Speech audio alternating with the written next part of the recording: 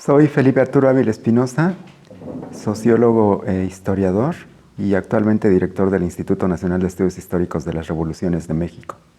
Bueno, yo estudié sociología en la Facultad de Ciencias Políticas y Sociales de la Universidad Nacional Autónoma de México. Mi tesis ya fue sobre historia, fue sobre la alianza entre el villismo y el zapatismo durante la Revolución Mexicana. Yo llegué a la historia por mi participación política. Desde la preparatoria, yo estuve en la Escuela Nacional Preparatoria número 1 de la UNAM. Comencé a participar en grupos políticos de izquierda. En la facultad también mantuve mi militancia. Y en la época en la que yo estudiaba en la universidad había una fuerte vinculación de la universidad con luchas populares, sobre todo con movimientos sindicales y con luchas campesinas. Yo tuve la oportunidad de conocer a muchos y muchas campesinas, campesinos de México, particularmente del estado de Morelos, que marchaban desde sus lugares de origen hacia la capital de la República, buscando la solución a sus demandas, que eran demandas ancestrales de tierras, de aguas, de derecho de uso de los bosques y los recursos naturales. Y me tocó a mí conversar con viejitas y con viejitos que habían participado en la revolución, que ya estaban muy grandes de edad y que sin embargo tenían muy vivos sus recuerdos. Particularmente me conmovió el tener la oportunidad de conversar con exzapatistas, hombres y mujeres, que recordaban a Emiliano Zapata como si lo estuvieran viendo en persona. Y me llamó mucho la atención y ahí me di cuenta de que para todos esos campesinos que estaban luchando, a pesar de su edad, por demandas ancestrales, Emiliano Zapata seguía siendo un personaje vigente.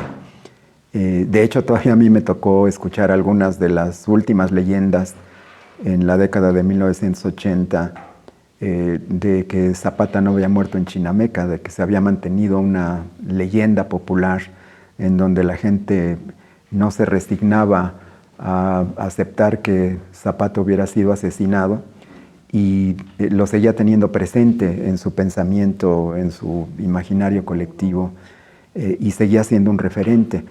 Ahí me di cuenta de que para entender y para ayudar a esas luchas de esos campesinos que yo estaba viendo con mis ojos, tenía que entender a Emiliano Zapata, y por eso es que yo me puse a estudiar a Emiliano Zapata como una necesidad de poder entender mejor lo que planteaban esos campesinos en lucha en los años 80. Y por eso me decidí a estudiar el zapatismo, que siempre me llamó la atención, me parecía el movimiento más auténtico, más radical, más plebeyo, más completo, el que había propuesto un proyecto de nación distinto al que finalmente resultó durante la Revolución y que sin embargo había sido derrotado. Y justamente me propuse estudiar por qué había sido derrotado el zapatismo, por qué el villismo no pudo triunfar, cuál había sido la razón por la que estas dos grandes revoluciones campesinas no pudieron tomar el poder y no pudieron construir el proyecto de nación por el que estaban luchando. Y lo hice justamente en lo que fue esta alianza entre el villismo y el zapatismo en la Soberana Convención Revolucionaria. Mi tesis de licenciatura fue sobre eso, sobre la fallida alianza entre el villismo y el zapatismo. Mi director de tesis fue mi querido maestro Adolfo Gili. Con él estuve trabajando varios años. Y de ahí pues ya me convencí de que no solamente era importante la sociología, yo tenía una formación como sociólogo, había estudiado sobre todo una especialidad dentro de la propia carrera que era movimiento obrero. Era lo que tenía yo más presente en mi formación académica, pero también a partir de esta tesis de licenciatura y de esta vinculación entre la sociología y la historia fue que finalmente me fui inclinando por la historia. Entré a hacer el doctorado en el Colegio de México, el doctorado en Historia, y también ahí continué con eso que había comenzado en la facultad. Mi tesis doctoral fue sobre los orígenes del zapatismo. Mi directora de tesis fue Romana Falcón. Y a partir de ahí, pues ya no pude dejar la historia. Me fui involucrando cada vez más. Salí del doctorado, entré a trabajar en el Instituto de Investigaciones Históricas de la UNAM. Estuve ahí cerca de 15 años trabajando. Mi especialidad ha sido Revolución Mexicana en distintos aspectos: villismo, zapatismo, maderismo como movimientos sociales, también constitucionalismo, pero también he desarrollado otros tópicos: movimiento obrero durante el porfiriato y durante la revolución, organizaciones sindicales, prensa. También he incursionado en aspectos de vida cotidiana durante la revolución, bandolerismo, delincuencia, rapto de mujeres, alcoholismo, fenómenos también que estuvieron presentes durante la revolución y que han sido poco estudiados. Y en los últimos años me he concentrado en hacer historias generales y sintéticas sobre aspectos que me parecen importantes de la revolución. Con Pedro Salmerón escribimos y publicamos una breve historia de la Revolución Mexicana que ha tenido mucho éxito. Escribí también una breve historia del zapatismo. Escribí una biografía de Emiliano Zapata. Escribí una biografía de Venustiano Carranza. Escribí también un libro que salió el año pasado, que a mí me gusta mucho, acerca de las compañeras sentimentales que tuvo Emiliano Zapata, 10 mujeres con las que él estuvo involucrado sentimentalmente, con las que procreó 15 hijos, y que pues es una historia muy poco conocida porque generalmente nosotros sabemos del Emiliano Zapata como personaje público, como héroe, como caudillo de la Revolución Suriana, como el general en jefe del Ejército Libertador, pero no conocemos al Zapata de carne y hueso, al Zapata humano, al Zapata padre, al Zapata esposo, al Zapata amante, al Zapata hijo, al Zapata hermano, primo, sobrino, padrino, ¿no? A través de este libro y de varias entrevistas extraordinarias que tuve la oportunidad de consultar en el archivo oral de entrevistas con veteranos zapatistas, hombres y mujeres, que está en el archivo de la palabra del Instituto Nacional de Antropología e Historia, pude reconstruir esta historia de Zapata desde la intimidad. El Instituto Nacional de Estudios Históricos de las Revoluciones de México es un organismo desconcentrado que pertenece a la Secretaría de Cultura, que es un organismo auxiliar del gobierno federal.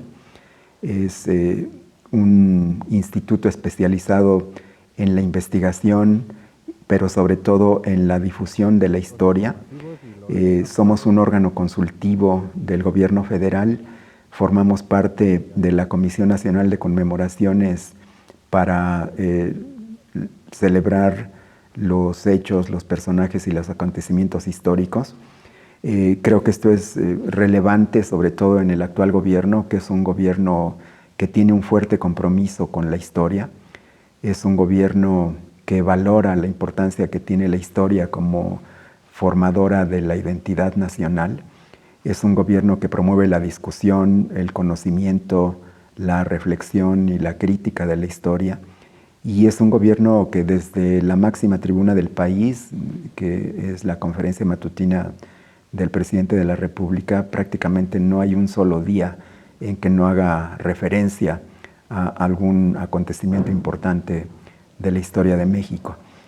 Me parece que los que nos dedicamos profesionalmente a la historia, y particularmente el instituto en el cual yo trabajo, nos sentimos muy afortunados de tener la oportunidad de colaborar en un gobierno como este, para el cual la historia es tan importante.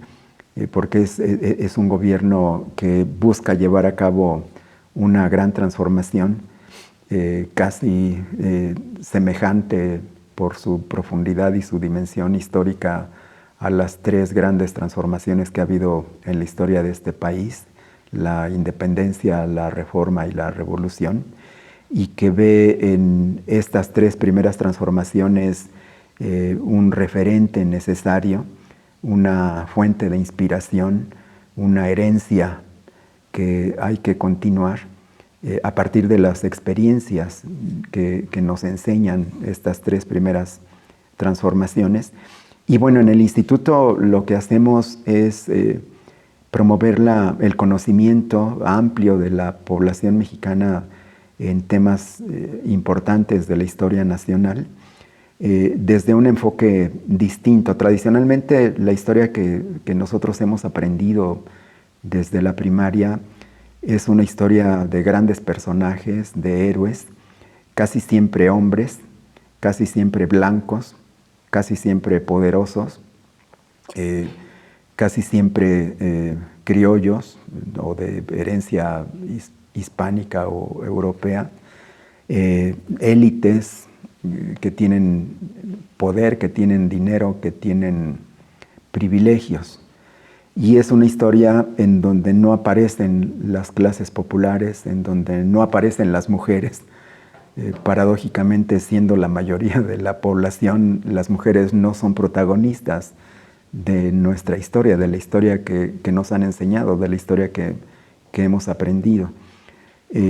A nosotros nos interesa que se conozca la historia desde abajo, la historia de las mujeres, la historia de los indígenas, la historia de los campesinos, la historia de los trabajadores, la historia de los estudiantes, la historia de los niños, de las niñas, de los adolescentes, la historia de los maestros, la historia de los grupos populares, sobre todo a través de sus luchas, de sus resistencias.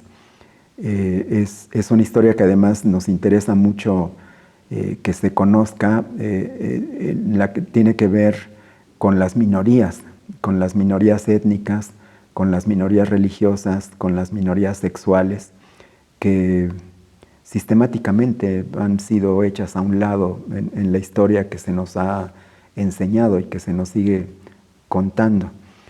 Esto es a lo que nosotros nos hemos dedicado, particularmente en lo que va de esta administración. En 2019, que fue el año de Emiliano Zapata, el instituto realizó una enorme cantidad de actividades y eventos relacionados con esta gran efeméride.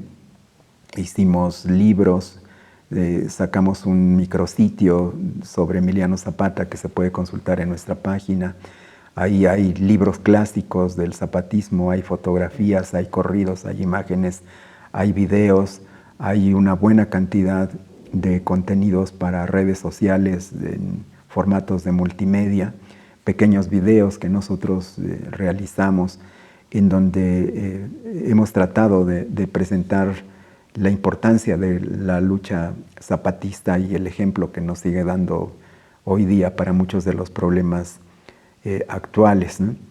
En 2020, que fue el año de Leona Vicario, al igual que en el de Zapata, nos concentró una buena parte de nuestras actividades, todo lo que tuvimos que hacer para relacionarlo con esta importantísima efeméride. Al igual que con Zapata, hicimos exposiciones que presentamos en lugares públicos. Aquí, por ejemplo, en la capital de la República, hicimos exposiciones que estuvieron expuestas en las rejas de Chapultepec, en el Zócalo de la Ciudad de México, en el Metro Zapata, en el Metro Pino Suárez, en el Metro Cuatro Caminos. Hicimos libros para niñas y niños ilustrados. El Plan de Ayala, por ejemplo, lo tradujimos a 10 lenguas originarias, porque también eso nos parece que es muy importante. Generalmente hablamos y pensamos y discutimos en español y no nos damos cuenta de que hay 15 millones de mexicanas y mexicanos que no se comunican en español y que no tienen a su acceso materiales impresos o hablados en sus lenguas, y pues es necesario incluirlos, que formen parte de nuestras audiencias de manera sistemática. Hicimos también una radionovela acerca de Emiliano Zapata con Radio Educación. Tenemos un programa de radio de historia en Radio Educación que se transmite los miércoles a la 1 de la tarde y que se retransmite los sábados a las 9 de la mañana, y que gracias a la red de radiodifusoras hermanas educativas y culturales que tiene Radio Educación, llega a prácticamente todos los estados de la República en radiodifusoras oficiales, públicas, de universidades o de instituciones educativas. Hemos hecho también una buena cantidad de entrevistas para radio y televisión con especialistas, y hemos realizado también cursos importantes para maestras y maestros que nos han pedido capacitaciones, que nos han pedido actualizaciones, que nos han pedido que hagamos seminarios y diplomados acerca de temas históricos.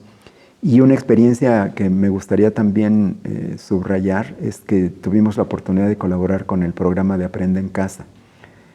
Con la pandemia tuvimos que encerrarnos y se tuvieron que suspender las clases presenciales, y de manera emergente la Secretaría de Educación Pública tuvo que sacar a través de la televisión privada y de la televisión pública pues una salida para tratar de que no se perdiera completamente el ciclo escolar.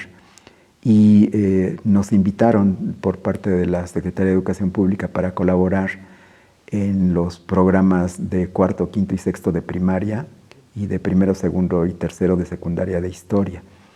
Nos tocó hacer los guiones de las clases, nos tocó supervisar la grabación de cada programa, nos tocó dar clases. Algunos de nosotros que trabajan en el instituto se hicieron cargo, 4 personas que están conmigo, de clases para estos 6 años escolares de primaria y secundaria.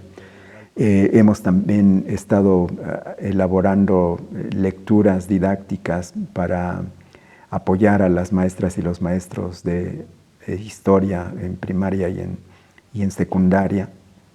El año pasado, por ejemplo, también la Presidencia de la República nos encargó coordinar un libro de Historia General de México que salió hace unos pocos meses, que se llama Historia del Pueblo Mexicano, que ha tenido una enorme difusión, que se está distribuyendo gratuitamente a todas y todos los normalistas del país y a todas y todos los maestros normalistas de este país.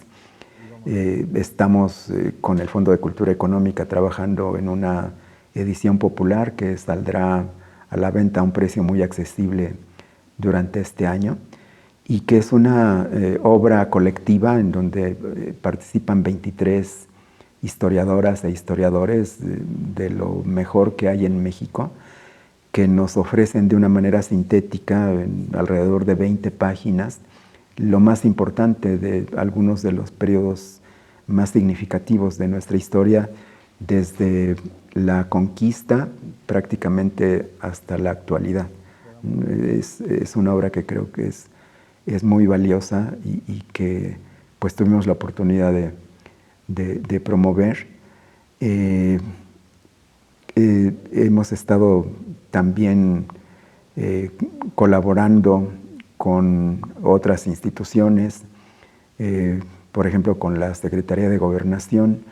Formamos parte del comité asesor de la Comisión de la Verdad, que busca que se conozca lo que realmente pasó durante la llamada Guerra Sucia. Junto con la Secretaría de Gobernación hemos sacado varios libros que son documentos importantes, testimonios, fotografías acerca del movimiento estudiantil, de la represión del 10 de junio de 1971, entrevistas con exmilitantes guerrilleros y guerrilleras de estos grupos armados que trataron de cambiar al país por la vía violenta durante los años 70. Además de esta importante colaboración, también tenemos mucho contacto con gobiernos de algunos estados de la República, como el de Veracruz, como el de Puebla, como el de Coahuila, como el de la Ciudad de México, del Estado de México, que nos han pedido que les ayudemos a organizar ciclos de conferencias, diplomados, mesas redondas, publicaciones sobre algunos temas que desde la historia local para ellos son significativos, como por ejemplo con Veracruz, el año pasado, que fue el bicentenario de la consumación de la independencia, hicimos un libro junto con el gobierno de Veracruz sobre los tratados de Córdoba, los 200 años de la firma de los tratados de Córdoba.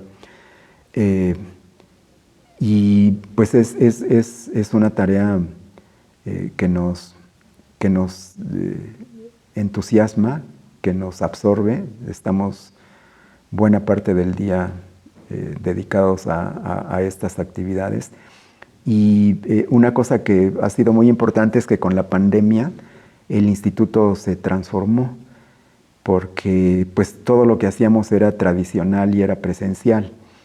Y la nueva realidad que impuso la pandemia, el confinamiento, el encierro, pues nos obligó a ser más creativos, más ingeniosos, y nos volcamos a que el instituto se volviera un instituto digital. Y pues la verdad es que ha sido una apuesta exitosa, porque hemos potenciado exponencialmente nuestras audiencias, de tener un pequeño público que iba a nuestras conferencias, a nuestros cursos, que seguía nuestras actividades, que iba a nuestras exposiciones. Pues de repente se nos abrió el universo entero, ¿no? Y hemos llegado a tener ciclos de conferencias con miles de participantes de toda la República y de incluso algunos países en el extranjero. Nuestros seguidores en Twitter, en Facebook, en Instagram también se multiplicaron de una manera increíble, ¿no? Y bueno, pues esto nos obliga a que ahora que estamos regresando a la normalidad, pues tengamos que conjugar lo que éramos antes con lo que somos ahora y poder establecer una combinación virtuosa de ambas experiencias, ¿no? Y pues en eso es en lo que estamos ahorita.